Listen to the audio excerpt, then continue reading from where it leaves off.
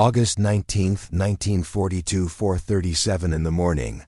The darkness over the English Channel carries more than salt and mist. It bears the weight of 6,000 men and the promise of blood. German Lieutenant General Konrad Haas stands in his concrete command bunker overlooking the French port of Dieppe, watching the last wisps of fog dissipate in the pre-dawn air. The coffee in his hands steams against the coastal chill, and for a moment, the commander of the 302nd Infantry Division allows himself to believe this morning will unfold like countless others, quiet, predictable, secure, in the certainty of German defensive superiority. The Dieppe concrete beneath his boots vibrates faintly. At first it seems like distant thunder. Then the radio crackles too. Life with reports that will shatter every assumption he has held about colonial fighting spirit and the invulnerability of the Atlantic Wall.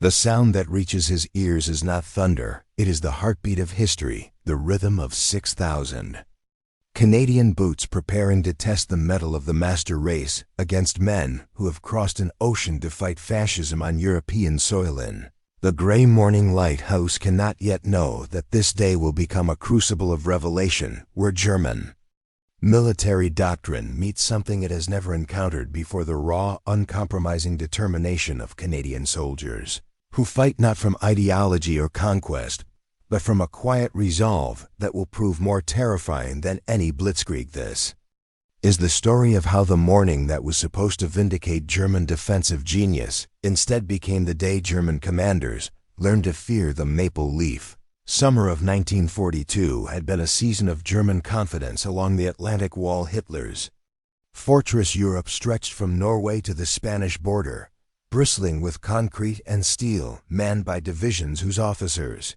spoke in terms of mathematical certainty about repelling any Allied assault. The 302nd Infantry Division, though classified as a static unit composed partly of older reservists and foreign volunteers, had been lavishly equipped with captured Czech, French, and Belgian artillery, precisely because the High Command viewed the defense of Channel ports as a matter of positioning.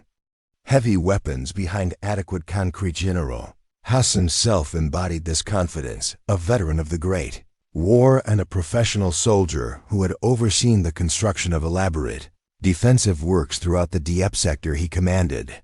From a position of apparent invulnerability, his division controlled not merely the port itself, but a continuous defensive perimeter girded with barbed wire, studded with pillboxes, and supported by 30 anti-aircraft guns, 16 field howitzers, and 3 separate coastal batteries mounting guns capable of reaching far out to sea. The German expectation was simple: any Allied raid would announce itself with preliminary bombardment, probe the defenses with small reconnaissance forces, and retreat when confronted with the overwhelming firepower that German defensive doctrine promised to deliver. The 302nd Division's intelligence estimates suggested that colonial troops, Canadians, Australians, South Africans, might possess individual courage but lacked the tactical sophistication and ideological commitment necessary to sustain offensive operations against prepared positions. German military psychology textbooks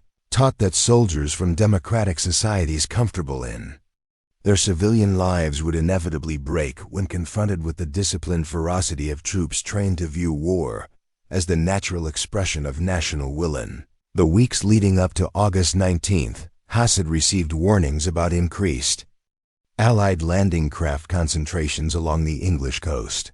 But these intelligence reports only reinforced his confidence. Let them come, his officers whispered over schnapps in the bunkers. Let them test themselves against concrete and steel. Mathematical equations of defensive warfare were immutable. Attacking forces required numerical superiority of at least 3-1 against prepared positions, and even then success demanded either complete surprise or overwhelming fire support. The Allies, constrained by democratic public opinion and casualty consciousness, would never sustain the losses necessary to crack a properly defended strong point. In the evening of August 18th, as Haas conducted his final inspection of the defensive positions, his junior officers reported with satisfaction that all prescribed precautions were in place. The alert status remained at threatening danger a standard precaution during optimal tide and moon conditions for amphibious operations. Gun crews were at their stations, communication lines tested, ammunition stockpiled. Everything proceeded according to doctrine, according to plan, according to the reassuring certainty that German military science had solved the riddle of coastal defense. What none of them anticipated was that the mathematics of warfare sometimes yield to variables that cannot be quantified. The fury of free men who have traveled 3,000 miles to take a stand against tyranny, the first German soldiers to encounter Canadian resolve were not the elaborate coastal batteries or the machine gun nests of the main defensive line, but the radar operators at Berneval, who manned their battle stations within 10 minutes of hearing naval gunfire offshore. They expected to direct artillery fire onto scattered landing craft, to watch through their scopes as a tentative probing attack dissolved under methodical defensive fire. Instead, they found themselves under direct small arms fire from Canadian commandos who had landed in the wrong place at the wrong time in insufficient numbers, and who attacked anyway. Major Peter Young, commanding just 20 officers and men from No. 3 Commando, provided the first indication that something unprecedented was unfolding. Along the Norman coast, his tiny force landed by a single craft on Yellow 2 Beach, advanced directly against a battery defended by nearly 100 German troops. By every calculation of military science, such an attack should have lasted minutes before being annihilated. Instead, Young's men got within 200 yards of the German guns and maintained effective sniper fire for over an hour and a half, preventing the battery from engaging Allied shipping during the crucial initial phase of the landing. In his bunker, General Hasse received the first confused reports with disbelief rather than alarm. 20 men attacking a fortified battery. The reports must be garbled, perhaps. A navigation error had landed a reconnaissance patrol in the wrong sector. German defensive doctrine had no category for such an attack, no tactical response to soldiers who seemed oblivious to mathematical impossibility. But as the morning light strengthened and radio reports multiplied, a pattern emerged that challenged every assumption of German military psychology. At Varengeville, Lord Lovett's No. 4 Commando executed a textbook assault that destroyed the German coastal battery in precisely the manner that Allied planners had envisioned, but the execution displayed a quality of individual initiative and tactical flexibility that German officers found difficult to explain. These were not the methodical, overwhelming attacks of German doctrine, but something more improvisational, more personally committed, more willing to accept casualties for objectives that seemed disproportionately small. Real shock, however, was still approaching through the morning mist at 5:20 in the morning as the Royal Hamilton Light Infantry and the Essex Scottish Regiment struck the main beaches at Dieppe. German defensive positions received their first full glimpse of Canadian military character under fire. The landing craft approached the beach in formations that German observers initially interpreted as chaotic, scattered, uncoordinated, lacking the precise timing that characterized German amphibious doctrine. Then the ramps dropped and 600 men charged directly into interlocking fields of machine gun fire that should by every principle of defensive warfare have annihilated them. Within minutes instead, the Canadians kept coming. Lieutenant Wilhelm Kunst, commanding a machine gun position on the East Headland, would later write to his family, "They came straight at us through fire that would have stopped a Panzer regiment. I kept waiting for them to take cover, to retreat, to show some sign of normal battlefield psychology. Instead, they charged the casino, charged the wire-charged positions that our doctrine says are unassailable." I began to understand that we were fighting men who did not read our tactical manuals. German 571st Infantry Regiment, controlling the Dieppe strongpoint, had prepared for months to repel an Allied assault. Their positions commanded every approach to the town. Their artillery had pre-registered targets covering every possible landing site. Their machine guns were sighted to create killing zones that no rational military force would attempt to cross the morning of. August 19th was supposed to provide a demonstration of German defensive superiority, a lesson in what happened when amateur soldiers confronted professional fortifications. But the Canadians refused to learn the lesson. Private Hans Müller, manning a pillbox near the casino, kept detailed notes throughout the battle, notes that would later be captured and translated by Allied intelligence. His entry for 5:45 a.m. read: "The machine guns are firing continuously.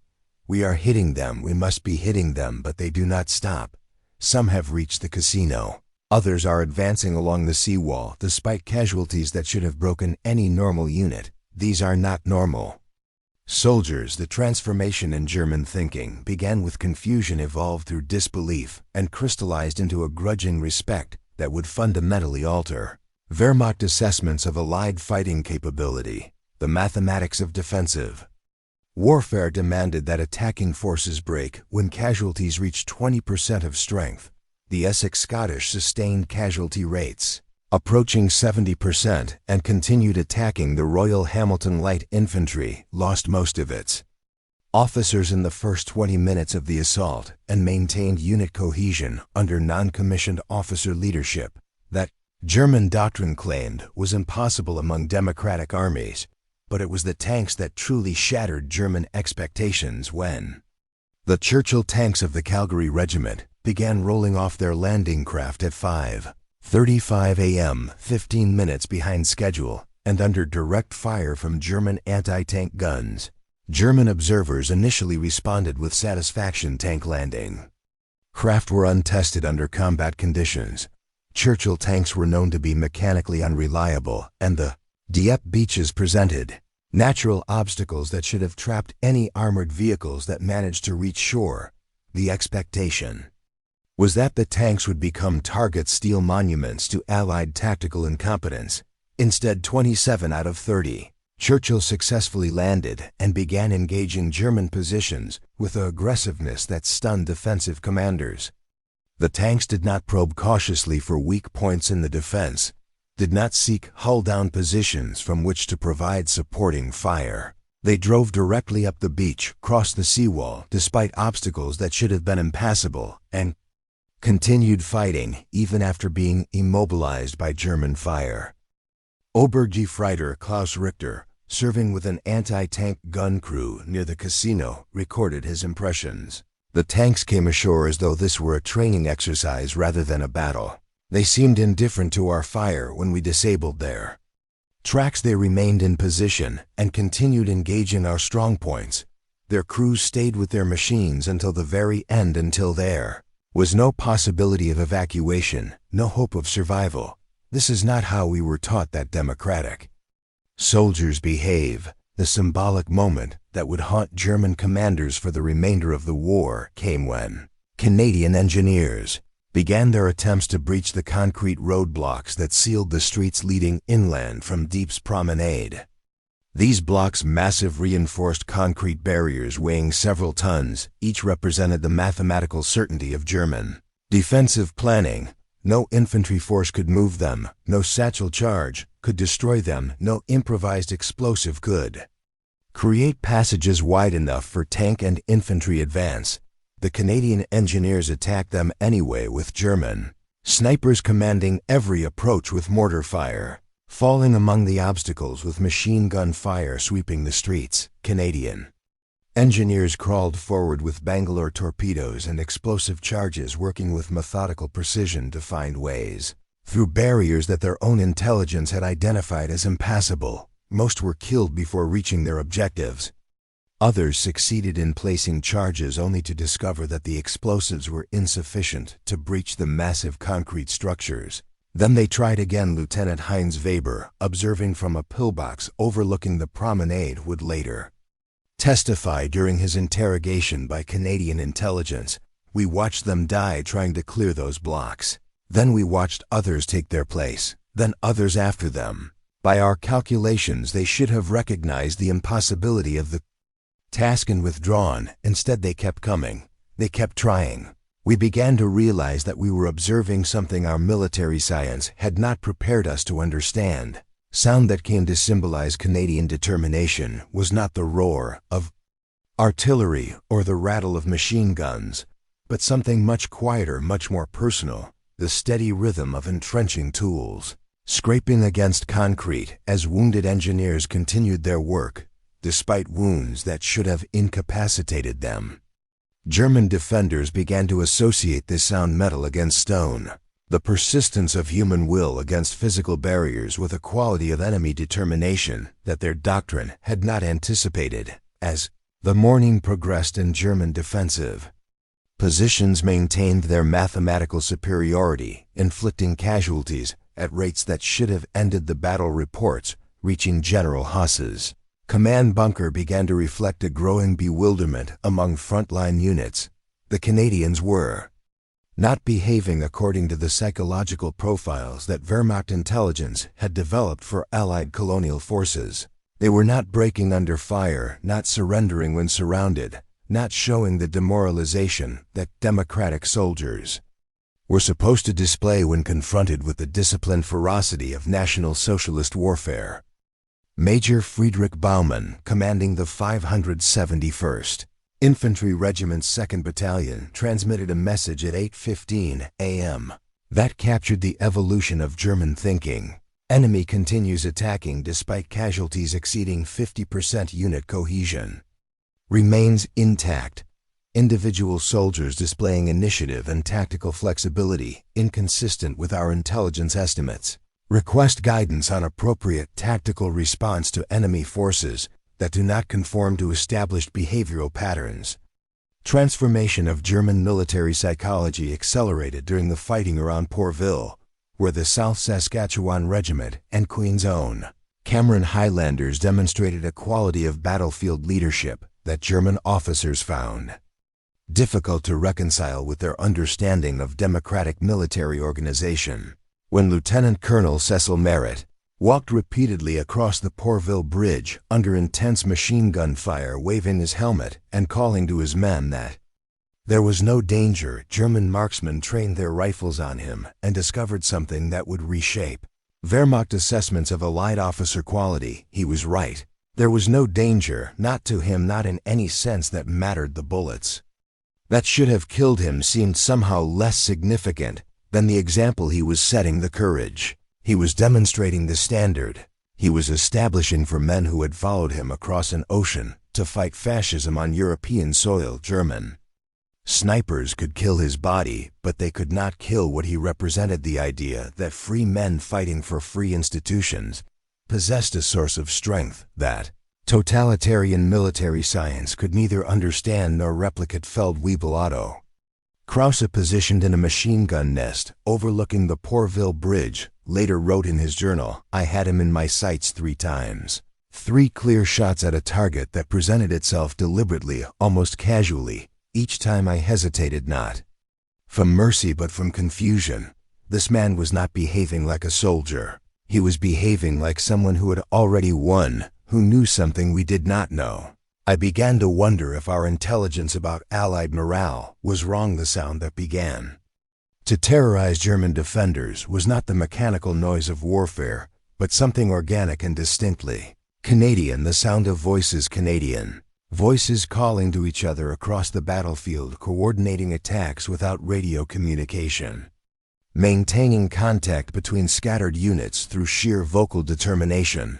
German doctrine emphasized electronic communication and centralized command control, but the Canadians seemed to operate through a different system entirely, a network of personal relationships and mutual trust that remained intact despite casualties that should have shattered unit cohesion. Staff Sergeant Hermann Schultz, monitoring Allied radio traffic from a communication bunker behind Dieppe, made a discovery that would influence German intelligence assessments for the remainder of the war. The Canadians are not using their radios. They are coordinating attacks through direct voice communication, hand signals, and what appears to be intuitive understanding of tactical situations. This suggests a degree of unit cohesion and individual initiative that our training manuals identify as impossible among conscript forces from democratic societies. By 9 o'clock in the morning, as German defensive positions maintained their tactical advantage and Allied casualties mounted toward catastrophic levels, the reports reaching General Huss's command bunker reflected a fundamental shift in German military thinking. The mathematical certainties of defensive warfare remained intact. The Germans were winning, the Canadians were dying. The assault would inevitably collapse under the weight of casualties that no rational military force could sustain. But victory was beginning to feel different than German doctrine had predicted. Colonel Ernst Barthold, commanding the artillery batteries supporting the Dieppe defenses, transmitted his assessment at 9:30 a.m. Enemy forces continue advancing despite losses exceeding our most optimistic projections, individual soldiers displaying personal courage that appears to be independent of unit morale or tactical situation, beginning to suspect that our intelligence estimates of Allied fighting capability may require fundamental revision. The revelation that would haunt German military planning for the remainder of the war came during the evacuation phase, when Canadian rearguard actions demonstrated a quality of battlefield sacrifice that German observers found impossible to explain within the framework of National Socialist military psychology. Democratic soldiers, according to Wehrmacht doctrine, fought for pay for political ideologies they imperfectly understood, for national interests that remained abstract until translated into personal advantage when faced with certain death or capture. Rational soldiers from democratic societies would surrender to preserve their lives for post-war return to civilian comfort. The Canadians did neither. At Pourville, Lieutenant Colonel Merritt's rearguard held their positions until 1:30 p.m., not because they expected rescue or believed they could achieve tactical objectives, but because their withdrawal would expose Canadian soldiers still attempting to reach the evacuation beaches. They fought with ammunition running low, with wounded men supporting those more seriously injured, with no possibility of reinforcement and no hope of personal survival. They fought because other Canadians needed time to reach the boats. Lieutenant Wolfgang Fischer, commanding a mortar section that engaged the Canadian rearguard, wrote in his report, "These men know they cannot escape. They know their position is hopeless. They continue fighting with precision and determination. That suggests they are motivated by something our political education has not prepared us to understand. They are dying to save other men who are dying to save still others. This is not military science. This is something else." The sound that came to represent Canadian sacrifice was the most Canadian sound imaginable, the skirl of Highland bagpipes played by Cameron Highlander pipers as their landing craft approached the Pourville beach under fire. German machine gunners trained to engage targets with mechanical precision found their rhythm disrupted by music that seemed to transform the mathematics of battle into something approaching poetry. The pipes answered shells with melody, responded to machine gun fire with harmony, met the violence of war with the beauty of a culture that had survived 1,000 battlefields. Jeffrey Johann Weber, serving with a machine gun team that engaged the Cameron Highlanders, recorded his reaction. "The music continued even after we began firing. It continued as their boats approached the beach, as men fell, as the assault developed into close combat. We were killing them, and they were playing music, beautiful music, music that made our bullets seem somehow insufficient, our victory somehow incomplete." By 10 o'clock in the morning, as the tactical situation clarified and German defensive success became mathematically certain, reports from frontline units began to reflect a profound unease among German commanders. They were winning the battle according to every measure of military success. Allied casualties vastly exceeded German losses. No territorial objectives had been captured. No strategic advantage had been gained. The Dieppe raid was failing comprehensively, exactly as German defensive doctrine had predicted. But the manner of Allied failure was revealing something that German military science had not anticipated. Defeat could be a form of victory. Casualties could be a kind of success. Tactical failure could represent strategic triumph. The Canadians were losing the battle while simultaneously winning something more important, the respect of their enemies, the admiration of their allies, and the knowledge that free men could match totalitarian soldiers in every quality that mattered. General Haas, observing the battle from his command bunker, began to understand that his mathematical victory was Pyrrhic in ways that transcended battlefield arithmetic. His division had demonstrated the tactical effectiveness of German defensive doctrine, but in doing so they had revealed something about Allied fighting capability that would reshape Wehrmacht's strategic planning for the remainder of the war. At 11:00 a.m., as the evacuation of Allied forces began under continued German fire, Haas transmitted his preliminary assessment to Corps' headquarters. Enemy assault repelled with heavy casualties inflicted on attacking forces. However, enemy fighting spirit and tactical cohesion remained intact throughout engagement despite losses that should have produced unit collapse. Recommend immediate review of intelligence estimates regarding Allied colonial troops. These are not the soldiers we were told to expect, the symbol that would come to represent German recognition of Canadian resolve was not a weapon or a flag, but something far more personal, a single K-ration chocolate bar discovered in the pocket of a captured Canadian private. German rations consisted of black bread, sausage, and ersatz coffee, functional food designed to maintain physical strength for military operations. The Canadian chocolate represented something different entirely, the idea that soldiers deserved small luxuries, that armies should provide comfort as well as sustenance, that democratic societies could support their fighting men with both industrial capacity and personal consideration. Hauptmann Klaus Richter interrogating Canadian prisoners became fascinated by these small indicators of Allied industrial and cultural superiority. Their equipment is better than ours. Their rations are better than ours. Their medical supplies are better than ours. But more than that, their society cares about their comfort in ways our system does not permit. They fight not just with weapons, but with the knowledge that their nation values their individual welfare.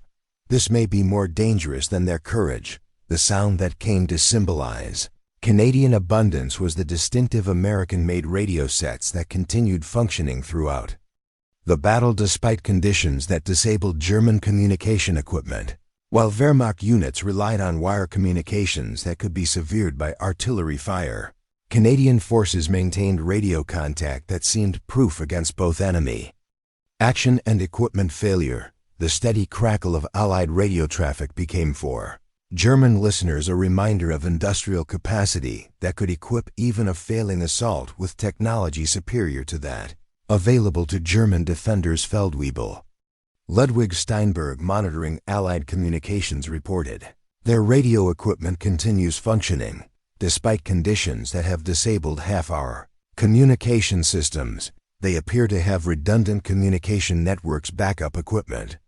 For backup equipment, every soldier seems to have access to technology that only our senior officers carry. We are fighting an enemy that has solved problems we did not know existed. As the morning progressed toward its inevitable conclusion, German officers began to grasp the strategic implications of what they were observing.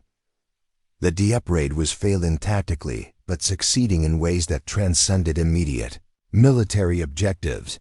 Every Canadian soldier who died attacking impossible objectives was teaching other Canadian soldiers how to attack possible ones.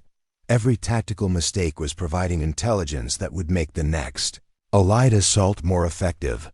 Every casualty was purchasing knowledge that would eventually mature into victory. The transformation was most evident in German casualty reports, which began to reflect a growing awareness that they were engaged in something more significant than a tactical engagement. Wehrmacht doctrine measured success in terms of enemy casualties inflicted versus friendly casualties sustained. By this metric, the 302nd Infantry Division was achieving overwhelming victory. Canadian losses exceeded German losses by ratios approaching 10-1, but German medical officers began to notice something troubling in the nature of Canadian casualties. They were learning casualties, intelligence casualties, preparation casualties for battles yet to be fought. Oberst Heinrich Müller, chief medical officer for the 302nd Division, Observe the wounded Canadians are asking questions about our defensive positions, our weapons, our tactical procedures. They are treating their capture as an intelligence-gathering opportunity. These men are not defeated, they are conducting reconnaissance. This raid is not ending in failure, it is ending in education. Major Friedrich Baumann, commanding the 571st Infantry Regiment's 2nd Battalion, transmitted a message at 8:15 a.m. that captured the evolution of German thinking. Enemy continues attacking despite casualties exceeding 50%. Unit cohesion remains intact. Individual soldiers displaying initiative and tactical flexibility, inconsistent with our intelligence estimates. Request guidance on appropriate tactical response to enemy forces that do not conform to established behavioral patterns. Transformation of German military psychology accelerated during the fighting around Portville, where the South Saskatchewan Regiment and Queen's Own Cameron Highlanders demonstrated a quality of battlefield leadership that German officers found difficult to reconcile with their understanding of democratic military organization. When Lieutenant Colonel Cecil Merritt walked repeatedly across the Portville Bridge under intense machine gun fire, waving his helmet and calling to his men that there was no danger, German marksmen trained their rifles on him and discovered something that would reshape Wehrmacht assessments of Allied officer quality. He was right. There was no danger, not to him, not in any sense that mattered. The bullets that should have killed him seemed somehow less significant than the example he was setting, the courage he was demonstrating, the standard he was establishing for men who had followed him across an ocean to fight fascism on European soil. German snipers could kill his body, but they could not kill what he represented. The idea that free men fighting for free institutions possessed a source of strength that totalitarian military science could neither understand nor replicate. Feldwebel Otto Krause, positioned in a machine gun nest overlooking the Portville Bridge, later wrote in his journal, "I had him in my sights 3 times. 3 clear shots at a target that presented itself deliberately, almost casually. Each time I hesitated, not from mercy but from confusion." This man was not behaving like a soldier. He was behaving like someone who had already won, who knew something we did not know.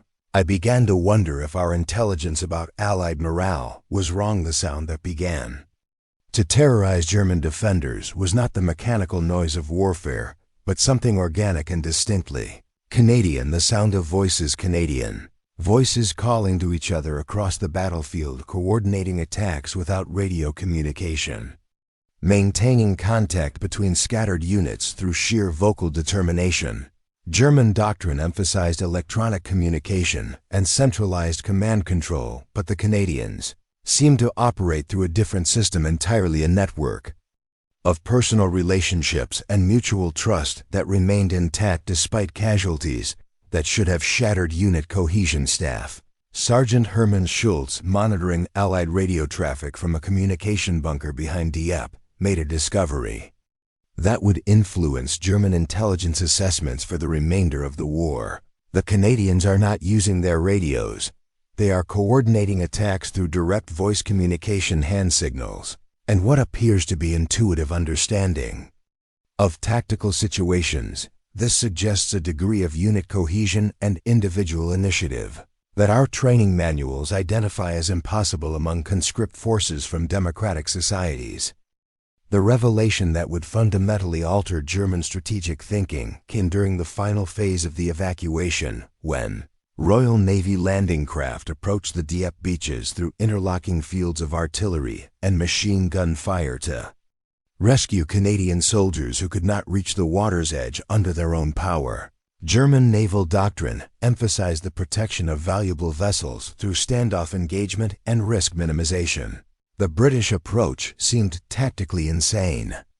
Small, lightly armored craft advancing directly into prepared killing zones to rescue individual soldiers who represented no strategic value, and yet the boats kept coming. Kapitänleut Werner Hoffmann, observing the evacuation from a coastal battery position, transmitted his report with evident bewilderment. Enemy naval forces continue evacuation operations despite losses that should have terminated their mission. Individual landing craft are approaching beaches under direct fire to rescue single soldiers. This behavior is inconsistent with rational risk assessment, beginning to suspect that Allied naval doctrine operates according to principles our training has not prepared us to understand. The sound that would haunt German coastal defenders for the remainder of the war was the throaty roar of Royal Navy landing craft engines as they maneuvered through German fire to reach Canadian soldiers trapped on the beaches. These were not the precise economical maneuvers of German naval doctrine, but something more personal, more committed, more willing to risk valuable assets for objectives that transcended mathematical calculation. Butzen's Karl Wagner, serving with a coastal defense unit that engaged the evacuation craft, wrote in his journal, "They are coming for their men, not for strategic objectives, not for tactical advantage, but for their men. Individual soldiers matter to them in ways our system does not permit. They will risk ships to save private sacrifice. Strategic assets to rescue men who have no further military value. This is either military incompetence or something more dangerous than military competence." By noon, as the last Canadian soldiers were evacuated or captured, General Haas began composing the report that would reshape German military intelligence for the remainder of the war. His tactical victory was complete. The Dieppe raid had failed comprehensively, achieving none of its stated objectives, at catastrophic cost and Allied casualties.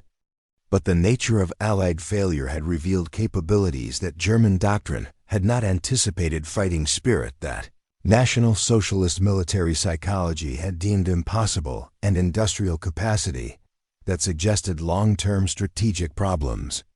For Wehrmacht planning, the official German assessment completed 3 weeks after the battle would contain a passage that represented the fundamental transformation of Wehrmacht thinking about Allied fighting capability. The enemy almost entirely Canadian soldiers fought so far as he was able to fight it all well and bravely. The chief reasons for the large number of prisoners taken were the strong German defenses, the alertness of German troops, and the failure of the enemy to achieve surprise. However, enemy fighting spirit remained intact throughout the engagement, despite casualties that should have produced unit collapse according to our established psychological profiles. But it was the informal assessments, the private letters, and personal journals of German soldiers who had engaged Canadian forces that captured the true impact of the Dieppe raid on German military thinking. These documents, discovered after the war, revealed a profound shift in Wehrmacht attitudes toward Allied fighting capability, a recognition that the comfortable assumptions of German military superiority might not survive contact with enemies who possessed qualities that transcended tactical doctrine. Obergefreiter Hans Kruger, writing to his family 3 days after the battle, captured this transformation. "We won, we killed many of them and captured many more. Our losses were light, our defenses held, our victory was complete. But I keep thinking about the man I watched try to clear the wire obstacles. He was hit twice, kept working, was hit again, kept working, finally fell forward onto the wire he was trying to cut. But even then, even dying, he managed to activate the Bangalore torpedo that blew a gap for the men behind him. We won the battle, but we were fighting men who had already won something more important than battles." Symbol that came to represent German recognition of Canadian sacrifice was discovered in the wallet of Lieutenant Colonel Cecil Merritt after his capture. A photograph of a Canadian farm, vast wheat fields extending to distant horizons under an enormous sky. German officers accustomed to the cramped geography of Central Europe found themselves contemplating spaces that seemed to explain something about the men who had crossed an ocean to fight them. Here was abundance translated into character, prosperity converted into courage, freedom expressed through willingness to die for strangers. Hauptmann Wilhelm Eckhart, interrogating Canadian prisoners, became fascinated by these glimpses of Allied society. "They speak of farms larger than our provinces, of cities we have never heard of resources that seem limitless. But more than that, they speak of choosing to be here, of volunteering for service, of crossing an ocean because they believe it is right. We fight because we must. They fight because they choose to. This may be the difference between our systems, as August 19th drew to its close in German. Defenders began assessing the strategic implications of their tactical victory. The transformation of Wehrmacht thinking about Allied capabilities became evident in intelligence reports that would influence German planning for the remainder of the war. The Dieppe raid had failed comprehensively, but Allied failure had been more instructive than German success. Every Canadian who died attacking German positions had taught other Canadians how to attack German positions more effectively. Every tactical mistake had provided intelligence that would mature into tactical improvement. Every casualty had purchased knowledge that would eventually mature into victory. The final German assessment transmitted to Wehrmacht High Command on September 3, 1942 contained a warning that proved prophetic. The Allied assault on Dieppe was repelled with heavy enemy casualties and minimal German losses. However, the quality of enemy fighting spirit and the nature of enemy tactical methods suggest that future Allied operations will benefit from lessons learned during this engagement. The enemy appears to treat tactical failure as strategic intelligence gathering. We anticipate that subsequent Allied assaults will reflect improved planning, enhanced tactical coordination, and fighting spirit that has been tested under combat conditions. Recommend immediate strengthening of Atlantic wall defenses and revision of intelligence estimates regarding Allied colonial fighting capability. But it was General Haas's personal assessment, discovered in his private papers after the war, that captured the true significance of what German commanders had witnessed at Dieppe. We achieved complete tactical victory, and in doing so revealed that we face enemies who cannot be defeated by tactics alone. The Canadians fought not just with weapons, but with the strength of men who believe their cause is just their society worth preserving, their sacrifice meaningful. We can kill them, but we cannot break them. We can defeat them, but we cannot discourage them. This is more dangerous than military competence. This is the beginning of our defeat. The sound that would echo through German military planning for the remainder of the war was not the roar of artillery or the rattle of machine guns, but something much quieter, the steady rhythm of Canadian boots on Norman shingle, the measured pace of men walking deliberately into fire that should have stopped them, the cadence of soldiers who had crossed an ocean to take a stand against tyranny and would not be deterred by mathematical impossibility or tactical disadvantage. On the afternoon of August 19, 1942, General Conrad Haas stood again in his concrete command bunker overlooking the port of Dieppe, watching the last Allied landing craft disappear toward the English horizon. The coffee in his hands had long since grown cold, but he continued to hold the cup, staring at the beach where Canadian soldiers had charged German positions with a determination that defied every principle of military psychology his training had taught him to trust. The mathematics were clear: 3367. Canadian casualties against 591 German tactical victory. Strategic success. Defensive doctrine vindicated. The Atlantic Wall had held, the assault had been repelled, the invincibility of German coastal defenses had been demonstrated with brutal clarity, and yet for the first time in his military career, Haas found himself wondering whether winning a battle could be the beginning of losing a war. The transformation was complete. The day that was supposed to vindicate German defensive superiority had instead revealed something that German military science could neither quantify nor counter: the fact that free men fighting for free institutions possessed a quality of determination that transcended tactical calculation. They could be killed but not broken, defeated but not discouraged, stopped but not deterred. In the gathering twilight, as German work parties began clearing the debris of battle from Dieppe beaches, the sound that lingered in the coastal air was not the echo of German victory, but the memory of Canadian voices calling to each other across the battlefield, coordinating attacks without radio communication, maintaining contact between scattered units through sheer determination to support the men beside them. This was the sound of democracy at war, not the mechanical precision of totalitarian military doctrine, but the Organic strength of men who fought not because they were ordered to, but because they chose to, men who had traveled 3,000 miles to take a stand against fascism, and who would return better equipped, better trained, better prepared, until the job was finished. Lesson of Dieppe was not that German defenses were impregnable, but that Canadian determination was inexhaustible. Not that Allied planning was inadequate, but that Allied learning was inevitable. Not that democracy was weak, but that freedom was stronger than anyone German or Allied had dared to imagine. On June 6, 1944, when Canadian forces returned to Norman beaches at Juno Beach, they brought with them the knowledge purchased with blood. Dieppe knowledge of German defensive tactics, understanding of coastal assault requirements, and most importantly the confidence that came from having faced the worst the Wehrmacht could deliver, and discovered that it was not enough to break the spirit of free men fighting for free institutions. Day German commanders realized.